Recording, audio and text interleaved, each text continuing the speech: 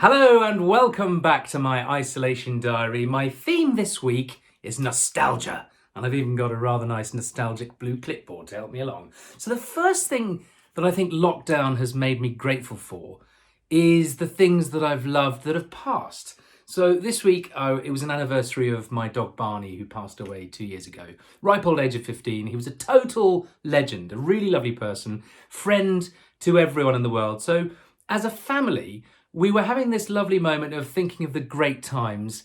And it reminded me, yes, this is a very tough time individually, but collectively, we as a family do have a lot to be thankful for. That brings me neatly to the other thing we've been doing as a family this week, which is watching a show together, which is not always something you do.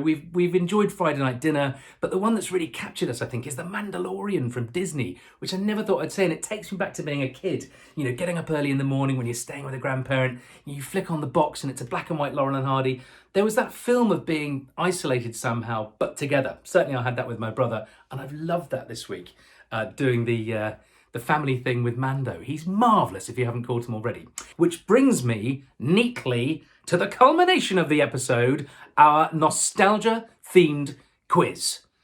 I'm feeling quite nervous. I don't know who's going first. Who's going first? Ruby, right. Ruby, okay, first of all, fire away. Why isn't there a sequel to Condorman? Yes, why isn't there a sequel to Condorman? That's a brilliant question, Ruby. Condorman, yes, I'm very nostalgic about that. It is one of my favourite films, notoriously a flop for Disney starring Michael Crawford. But at the end of the movie, they do say, hey, Woody, have you ever thought of taking Condorman to... And as a kid, I must have been 8.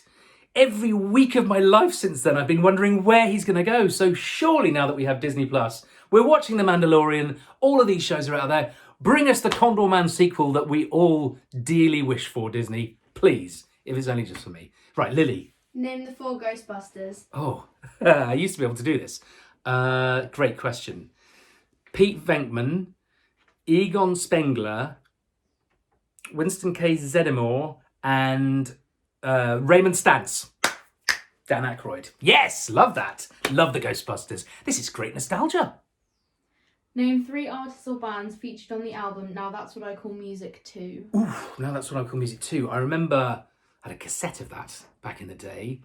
I'm going to say David Bowie, Modern Love. I'm going to say Frankie Goes to Hollywood, Relax. I'm getting the nod. And the Thompson Twins, Hold Me Now. Yeah, very good. Come on. Who wrote Tales of the Unexpected?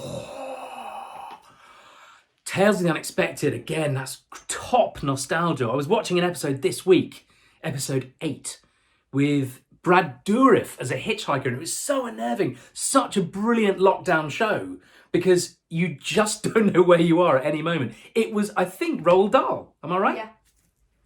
Roald Dahl. What was the name of the green fluffy bird puppet and his ventriloquist partner so loved in the 80s? Oh, this is Orville. This is Keith Harrison Orville. And yes, I know why you've asked that. Because I have been... I don't know quite why. I've been watching Keith Harrison Orville perform on Top of the Pops over and over again on YouTube. I think it's because during lockdown, there's a little bit of Orville in all of us. I wish I could fly right up to the sky, but I can't. You can, Orville. Is that the last of the questions? Yes. Yeah. It is. Thank you to you two. But most of all, thank you to you for watching. And I will see you here next time on the Isolation Diary.